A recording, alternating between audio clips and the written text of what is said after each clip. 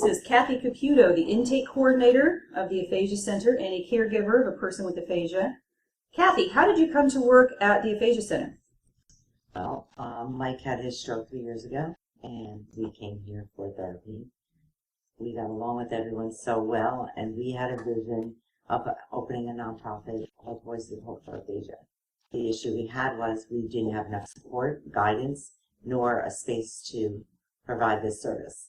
Dr. Bartles Tobin had offered us the space and the support, so I packed up and moved from New Jersey, and here we are. And what do you like best about working with families with aphasia?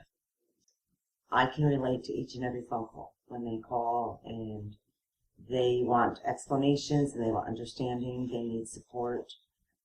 First off, I can give it. I live it every day. What would you like people who don't know anything about aphasia to know, the general public? This is hard because there's one phrase, and it is that aphasia is something that never goes away. It will improve every day with a word, a gesture, but it does not go away. And so when you are out and about with Mike in the community, what would you like the people who don't know anything about Mike to know? Mike looks good.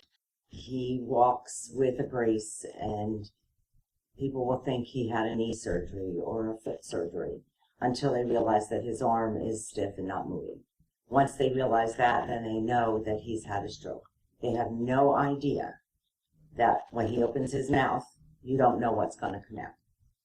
If someone walks in front of him and where he almost falls, he gets scared, that's when bad language comes out. It's totally uncontrollable. It's embarrassing. It's embarrassing for him, for the people, for myself. When he tries to express what his problems are, he can now say he has aphasia. He can say speech, and he'll normally say yuck. Is there anything you'd like other families struggling with aphasia to know? My words that I live by is that every day I wake up hoping for a new word or a gesture.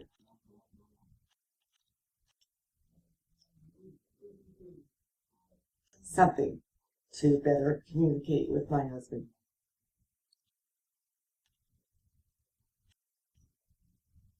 Don't ever give up. And how does Mike, as a young person with aphasia, how does he deal with this? Mike struggles every day to get out of bed.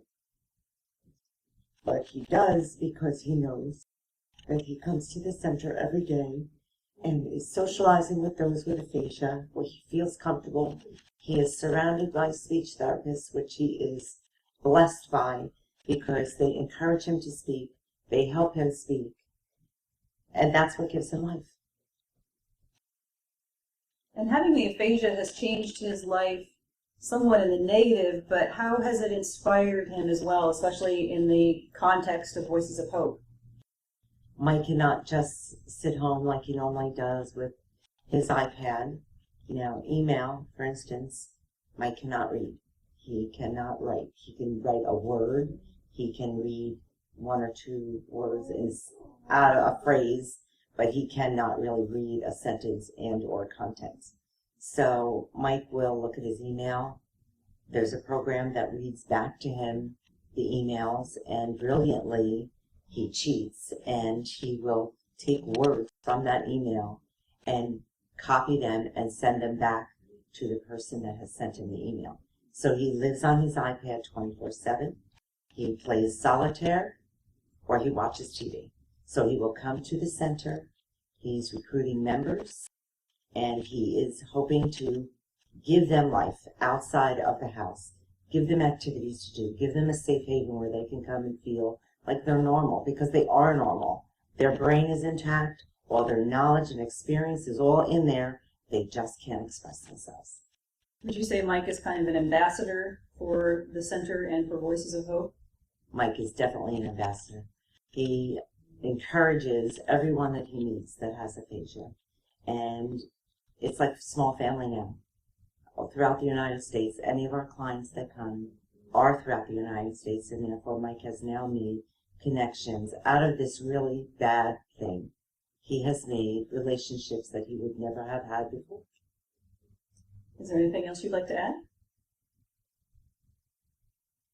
I just believe that aphasia progresses every day, and as difficult as it may be for the caregivers, 90% of the time, most aphasia, you have to be, as a caregiver, face-to-face with your loved one. You can't be in another room because you don't know what they're trying to say to you. So just have patience. It's okay to have a bad day. It's okay for them to have a bad day. But in the end, patience is what's going to get you through. And every day, that new word or that new gesture is what gives you hope.